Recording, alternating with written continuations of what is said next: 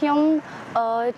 ជាសិស្សតំណាងឲ្យសាលាវិទ្យាល័យហ៊ុនសែនវារិញនិងជាប្រធានកាកបាទក្រហមខ្ញុំយល់ថានៅពេលដែលមានព័ត៌មានខ្លាំងៗវាធ្វើឲ្យប៉ះពាល់ដល់សង្គមដូចជាធ្វើឲ្យចលាចលនៅក្នុងសង្គម